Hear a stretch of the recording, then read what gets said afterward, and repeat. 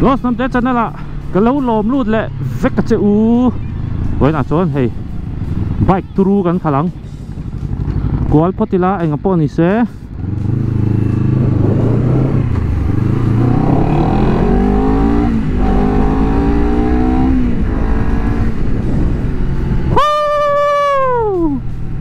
nuam la tok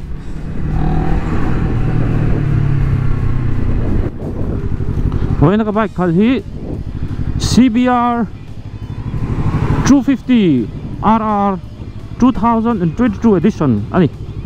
bon khop mai hay bike kia mo quý tắc anh rồi hi su rong thì vất lắm về hey tu là hiện luôn một viên lại cái nó mà còn hay cái bike khal tura ni a apati pi dor ni hey o Marcus variety in lo dor chợ don hey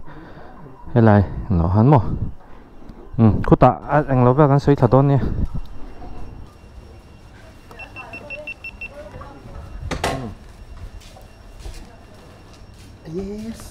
sáng không apati pi này cái phur don hay university con anh sẽ test đó nè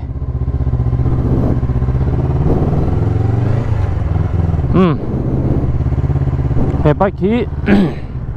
CBR 250 RR cái này chú cần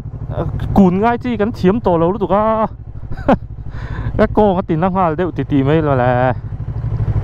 cần bike chuồn nó nuông lúc tụi có adventure bike không ngắn lăng thêm gì gì thui nan cho cái này tan cho tỷ chi vắt đòn rồi nè không nghe hết là má mì cái niềng tan cho phôi buông về lại vắt làn pui lại cần con búng thèn anh không có chuồn đấy khác anh nghe sẽ không em anh không có chuồn thì anh uống vắt lẩu trì nó tiếng bay khâu chứ chuồn bay cái hi mình hi rồi mà support đi lại borvel hi nuôi li tranga nuôi ka ngoa inkar be borvel nia ama hi double cylinder ania kha Ninja 250 ang chi ho khamo chuanin a cc hi 250 ania a horsepower hi 40 ania chak that ani 250 a chuan mo chuan 0 to 100 hi second ruka thleng thei ni chak pep tak ani chuan hei hela hi mod hi pathum oma in hu them ka shelwa mod ta hian pathum om dian sport plus oma comfort sport ti om ta ni khami ka thak che kan in a torque vel hi a in thak danglam ve a ka sa thiam lu tuk che lo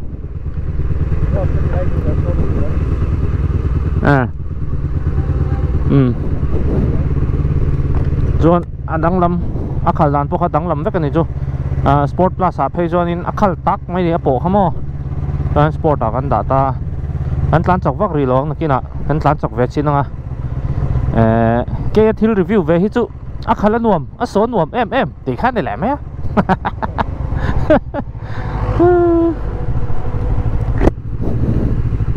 lo sa bike review chu khala nuam hle mai a sok khau deu ni hi ngo ti ve khan ni le me he chu zo pa deu thak khian ka ti thina ka thiam ang tok khan ya mà xe kha aspect kha chu atru lang kha chu kan soi ve ku ta walk around te po kan neng chu kal je lang hey sport bike lom tan chon he bike ki akhal nuam phian a ma in nip nuam kho mai smooth nuam a clutch feel ti vel te po sim sim hi mo ama hi khong treng tru ang chi khan om lo reng reng a khal nuam tak ani khal nuam tak Honda is Honda naka aron lang vele china hemi model hi India rama hi din kan lo base save chin lutuka amaro chu hei tun thleng hian alon tum na le khatiang kha alom lo sim rima ma se sport bike hi chu an ron nei tura chon anin soi ve de thaka Honda lampang hi chuan eng ber nge ron chok dong kan shelawa tuna hian hei hi 2022 version ania chuan 2023 version hi a chuak le to ni Malaysia lampang market chon mo chuanin nia hetian bike kan han te sa anei tu ming le ti vel hi ka ti lang to don lo wa ti khan te stop pa ni mai chuan hemi he bike hi ama compete pui tu ro manga an soi chu R3 ti bor vel hin ta mo R3 te Ninja po khan ma se Ninja chuak thar kha chu 4 cylinder an in ka ria kha kha a chak khop mai an in ka ria he ka ti deuh zela a chan chu sports bike lampang hi ke ka englo vak to lo wang hian ka sheril vak to lo ti kha min lo hriat sakula thir tu ten sports bike lampang hi ka ti lo na hi rei ve le to a chuwang chuan ka mi sa vak lo nia tiang lama khan min lo hriat thiam tham don nia ka channel hi min lo thir sak ula ma se fin na han cher tak tur hian ke hi kalati na hi ra rei lo boka min lo social bor bor ro chuan inzara te kalau inzir pe ve deu nga atiang kha vlogging sim sim hi atiang review te pei chu ka ti tam vak lo chu wang chuan ka zei vak lo ti kha ka ron soi ngal du ni mo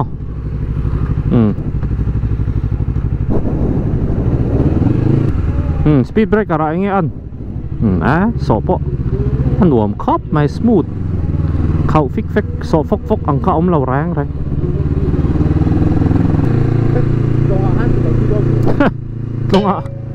longa kan sukal pui nge he bike hi mo off road ani Norway kho pang le hey tun lai bike hi lo chang kang to khop mai a pati pi bike po hi tuna chiang lo that mai a accelerator kha cable nei to lovin accelerator kha electronic kha na lo ni to wang kha nin hei buai pui da thaka eng ho po hi ni thau nga sia wire rang chi mo a cable kal to lo electronic in a control to pa a throttle kha chang kang khop mai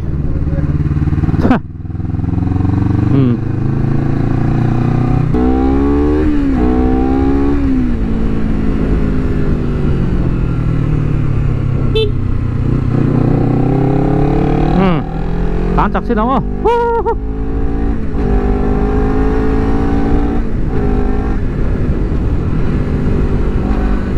tán chặt vắt ngâm lầu cái chu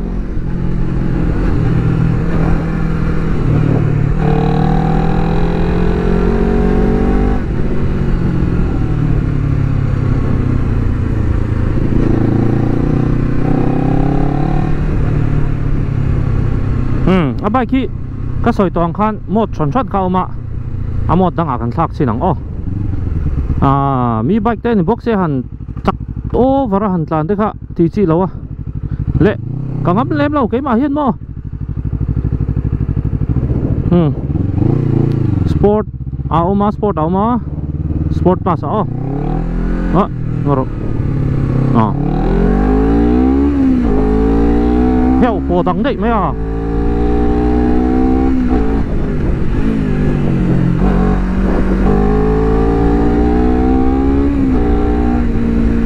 ka ngam về lâu cái chú mò con ở về là hen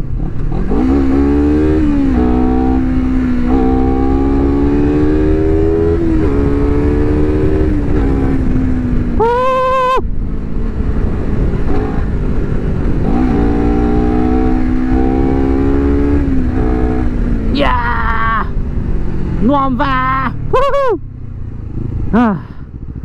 petrol khu khó tôm má mày cắt lán trong ấp tàu lầu khu ống tọ cần thanh gió là bóng tiền chuan nua mẹ feeling come on adventure bike này chơi đằng lầu đéo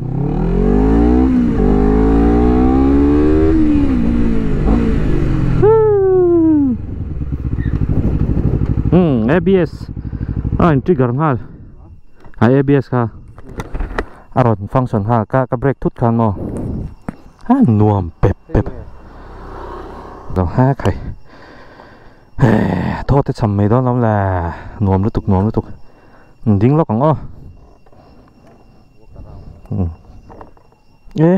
hi har ve de ni hi eng lo hi ta athukuru ra lúc tục okay hi oh ala orin hi IRC khatro IRC